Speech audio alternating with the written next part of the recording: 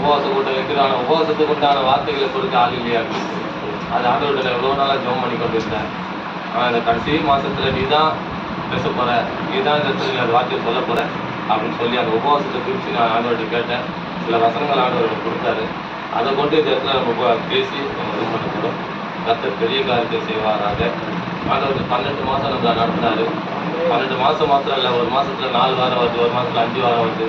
அப்போ எத்தனை வாரம் கணக்கு போகிறாங்க. அத்தனை வாரம் நம்மளை கூலி ஜபிக்க ஆண்டவர் திரும்பியாக நம்மளை நடத்தினார். அத்தனை வாரம் ஆராதிக்க கர்த்தர் உதவி செய்தார். அத்தனை வாரம் துதிக்க கர்த்தர் உதவி செய்தார். அத்தனை வாரம் தேவ செய்தியை கொடுக்க கர்த்தர் பலன் தந்தார். அதில் நிறைய பேர் வளர்த்தீங்க, நிறைய பேர் ஆராதனை கற்றுக்கொண்டீங்க, நிறைய பேர் தேவ செய்தி கொடுக்க கற்றுக்கொண்டீங்க, நிறைய பேர் துதிக்க கற்றுக்கொண்டீங்க.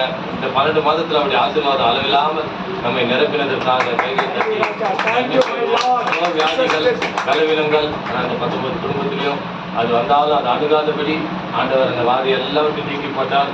அதற்காக அவருக்கு நன்றி செலுத்துவோம். பிள்ளைகள் எல்லாம் பாதுகாத்தார். வருமான கையில் பிரயாசங்களை பாதுகாத்தார். போக்குவரத்தை பாதுகாத்தார்.